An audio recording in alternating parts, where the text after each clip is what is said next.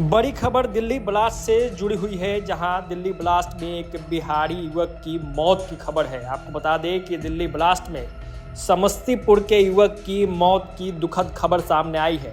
रिश्तेदार को छोड़ने निकला था और ब्लास्ट के चपेट में आ गया।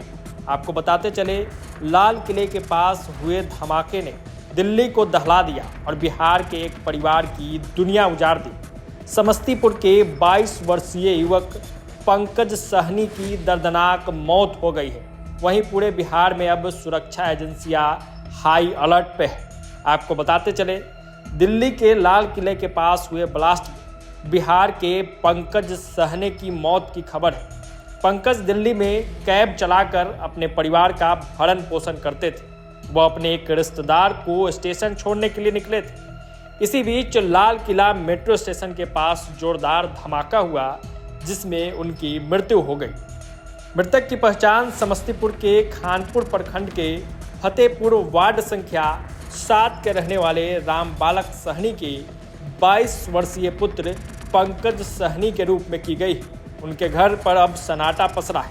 पंकज ने सोमवार शाम करीब 4:30 बजे ही अपने दादा से आखिरी बार बात की थी। किसी को अंदाजा भी नहीं था कि कुछ घंटे बाद उनके घर पर यह खबर आ जाएगी।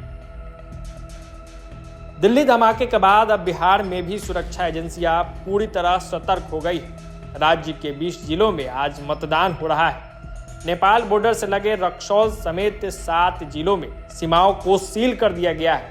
किसी भी संदिग्ध गतिविधि पर नजर रखने के लिए बड़ी संख्या में जवान तैनात किए गए हैं। पटना, मुजफ्फरपुर, समस्तीपुर और गया जैसे बड़े शहरों में रेलवे स्टेशन से लेकर बस स्टैंड तक सुरक्षा को कई परतों में बढ़ा दिया गया है। मंदिरों, गुरुद्वारा और अन्य भीड़ भाड़ वाले स्थानों पर मेटल डिटेक्टर लगाए गए हैं और तलाशी अभियान लगातार चल रहा है। आपको यह भी बता दें कि सीएम नीतीश ने भी लाल किला मेट्रो स्टेशन के पास हुई इस घटना पर गहरा शोक व्यक्त किया है। सीएम ने कहा कि यह घटना काफी दुखद है।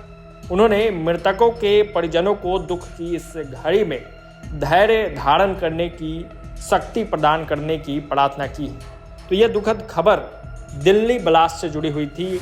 आपको ज्ञात हो कि दिल्ली में बड़ा हादसा हुआ, बड़ी दुर्घटना हुई, जहां कई लोगों की मौत हो गई और ऐसे में एक बिहार के युवक की मौत की खबर भी निकल के सामने आई।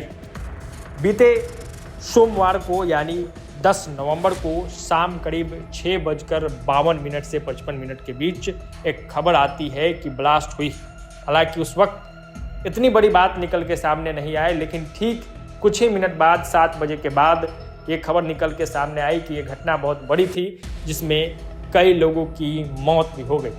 और इस पूरे घटना की अभी जांच चल रही है और भी अपडेट जैसे ही निकल के सामने आएगी हम आपसे रूबरू जरूर कराएंगे। जुड़े रहे प्रभात खबर के तमाम डिजिटल प्लेटफॉर्म्स के साथ। प्रभातखबर.com, विश्वास वही, रफ्तार नहीं।